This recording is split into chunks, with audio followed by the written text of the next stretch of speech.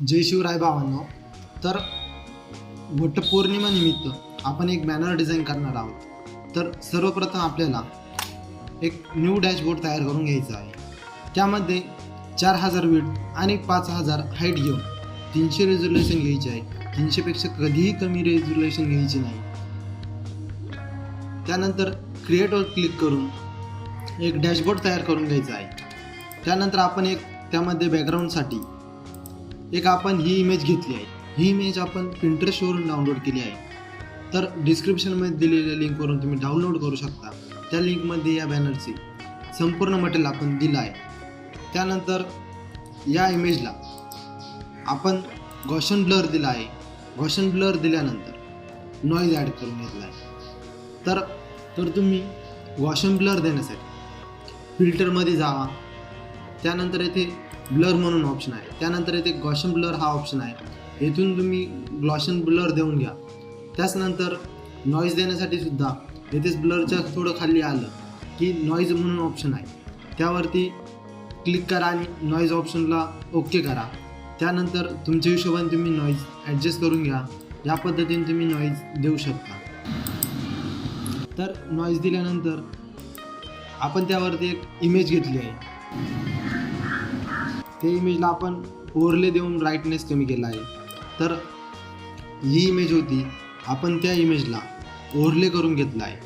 त्यानंतर आपला ऑफिसिटी जी आहे ती 60 किंवा 65% करून घेतली आहे. एवढं करून आपलं बॅकग्राऊंड तयार झालं आहे. तर त्यानंतर आपण येथे एक शेप ॲड केला आहे. हा शेपसुद्धा आपण पिंटरेस्टवरून डाउनलोड केला आहे आणि त्या शेपला दोन्ही साईडने मास्क केला आहे. तर मास्क करण्यासाठी इमेजला क्लिक करावा आणि येथे मास्कचं जे ऑप्शन आहे येथे क्लिक करून दोन्ही साईडने ब्रश करून घ्यायचं आहे. एवढं केल्यानंतर मास्क होऊन जाईल. त्यानंतर येथे आपण एक सर्कल ॲड केला आहे. तर त्या सर्कलचा येल्लो कलर घेऊन आपण त्याला सॉफ्ट लाईट हा ब्लेंड मोड दिला आहे. तर त्यानंतर आपण येथे जे वटपौर्णिमेची जी इमेज आहे, जी वाडाची स्त्रिया पूजा करत आहे, अशा पद्धतीची एक इमेज घेतली आहे. त्या इमेजला खाली येथे शॅडो आणण्यासाठी आपण ब्रशने शॅडो तयार करून घेतली आहे. त्यानंतर खाली आपल्याला तेथे टेक्स्ट टाकायचं आहे. त्यामुळे तेथे डार्क कलरने ब्रश करून फिरून घेतला आहे. तर आपण जे काही स्पेशल ब्रश आहे ते ब्रश यूज करतो. तर यामध्ये अशा पद्धतीचा काही ब्रश आहे ते आपण यूज केले आहे. तर अशा पद्धतीचे जे ब्रश आहे, हे ब्रश जर पाहिजे असेल तर इंस्टाग्रामला मेसेज करू शकता किंवा कमेंट जरी केली तरी मी तुम्हाला डाउनलोड लिंक पाठवून देईल. तर त्यानंतर वटपौर्णिमा हा टेक्स्ट आपण इन्फिनिटी फॉन्टमध्ये टाईप करून घेतला आहे. तर इन्फिनिटी 5चा जो फॉन्ट आहे तो आपण यूज केला आहे यासाठी. त्यानंतर आपण त्याला बेवेल इम्बॉस हा इफेक्ट देऊन घेतला आहे. तर बेवेल इम्बॉस यामध्ये आपण आउटर बेवेल आणि स्मूथ त्याची डेप्थ आपण 771 घेतली आहे. साईज पण नॉर्मल घेतली आहे. सॉफ्टनेस पण नॉर्मल घेतला आहे. त्यानंतर आपण ओके करून दिला आहे. त्यानंतर याला आपण नॉर्मल स्ट्रोक ॲड केला आहे. तो कळत पण नाही आहे इथे, पण तो आपण जेव्हा मोबाईलमध्ये बॅनर बघतो तेव्हा तो लक्षात येतो आणि तो ॲट्रॅक्टिव्ह होतो. तर यासाठी आपण येथे इमेजमधलाच ग्रीन कलर घेतला आहे आणि त्याची साईज थोडी वाढून घेतली आहे. ऑपेसिटी खूपच कमी करून घेतली आहे. त्यानंतर आपण ह्या टेक्स्टला आउटर ग्लो दिला आहे, नॉर्मल आणि ड्रॉप शॅडो दिले आहे. त्यानंतर आपण इमेजला त्या टेक्स्टला कलर करण्यासाठी एक इमेज घेतली आहे. एक जे टेक्स्चर जे आहे हे टेक्स्चरसुद्धा डिस्क्रिप्शनमध्ये दिलं आहे, तिथून डाउनलोड करू शकता. आणि या टेक्स्चरला कॅमेरा रॉ फिल्टरमध्ये जाऊन एक्सपोजर वाढून घेतला आहे. त्यामुळे तो जास्तीत जास्त जेवढा व्हाईट करता येईल जेवढा व्हाईट केला आहे. त्यानंतर त्याला कंट्रोल अल्ट आणि जी करून त्या टेक्स्टमध्ये मास्क केला आहे. जर कंट्रोल अल्ट जीने नाही झालं तर अल्ट दाबून जी लेअर मास्क करायचे आहेत त्या दोन्ही लेअरच्या मधोमध माउसरचं निला. त्यानंतर इथे असा या पद्धतीने एरो येतो आणि त्याला सिम्पली राईट क्लिक केलं तरी मास्क होऊन जातं. त्यानंतर आपण इथे टेक्स्ट टाईप करून घेतला आहे, वटपौर्णिमेच्या मंगलमय शुभेच्छा. तर हा टेक्स्ट आपण अनेक देवनागरी या फॉन्टमध्ये टाईप करून घेतला आहे.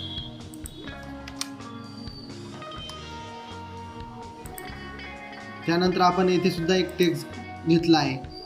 तर जो आपण बॅनर बनवतोय समोरचा होता त्याच्या रिलेटेड 1-2 वाक्य तुम्ही टाकू शकता. त्याच पद्धतीने येथे पण आपण एक टेक्स्ट टाकून घेतला आहे आणि या दोन्ही टेक्स्टला ब्लेंड मोडमध्ये जाऊन ओव्हरले हा इफेक्ट देऊन घेतला आहे. तर दोन्ही टेक्स्टला ओव्हरले दिल्यानंतर आपण जो काही प्रोटोकॉल या पद्धतीचा होता तो ॲड करून घेणार आहे. तर हा प्रोटोकॉल आपण कशा पद्धतीने ॲड केला आहे, तर या प्रोटोकॉलसाठी सर्वप्रथम आपण एक शेप तयार करून घेतला आहे आणि त्या शेपला येथे ओव्हरले दिला आहे. तर तो अशा पद्धतीचा जो काही शेप होता त्याला आपण ओव्हरले दिला आहे, त्यामुळे तो अशा पद्धतीने दिसत आहे. त्यानंतर आपण त्या शेपच्या कोपऱ्यावरती जो काही लोगो होता तो प्लेस करून घेतला आहे. त्यानंतर येथे जे शुभेच्छुक होते त्यांचं नाव आपण श्रीलिपी फॉन्टमध्ये टाईप करून घेतला आहे. तर हा फॉन्ट श्रीलिपी 0980 हा फॉन्ट यूज केला आहे. तर फॉन्टसुद्धा पाहिजे असेल तरी तुम्ही कमेंट करू शकता. कमेंट केल्यावरती तुम्हाला लिंक भेटून जाईल. त्यानंतर जे शुभेच्छुक आहे त्यांचं जे काही पद आहे त्या पदाचं नाव आपण खाली टाईप करून घेतलं आहे. त्यानंतर येथे आपण त्यांचा फोटो ॲड करण्यासाठी त्यांचा एक फोटो घेतला आहे आणि त्या फोटोची आपण एक कॉपी तयार करून घेतली आहे.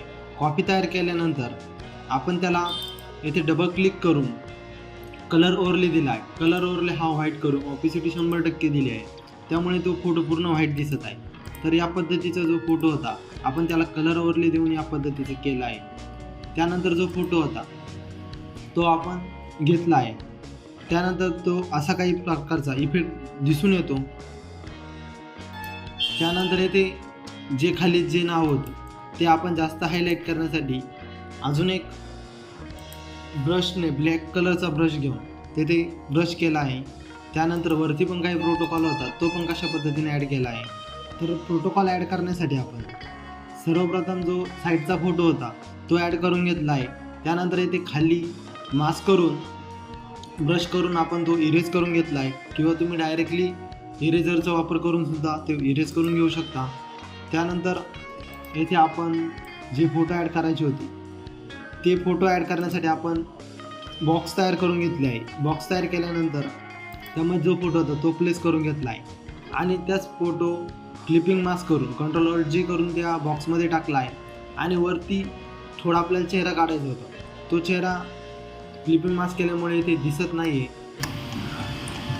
तर हा चेहरा आणण्यासाठी आपण त्या इमेजची डुप्लिकेट कॉपी करून घेतली आहे. डुप्लिकेट कॉपी केल्यानंतर त्याचं बॅकग्राऊंड रिमूव्ह करून घेतला आहे आणि जेवढा पार्ट आपल्याला या बॉक्सच्या वरती पाहिजे होता तेवढा ब्रश करून तो ठेवला आहे. बाकी सर्व पार्ट इरेज करून घेतला आहे.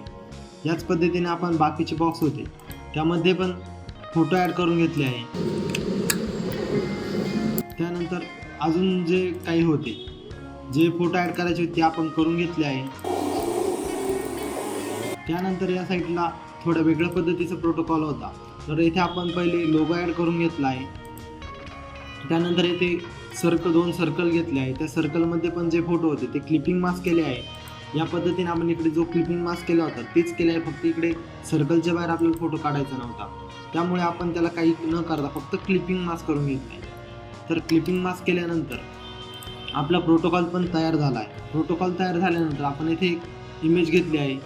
ती इमेज शक्यतो दिसत पण नसेल, पण या पद्धतीची इमेज आहे ती इमेज आपण इथे प्लेस करून घेतली आहे. त्यानंतर एवढं करून आपला बॅनर संपूर्ण तयार झाला आहे.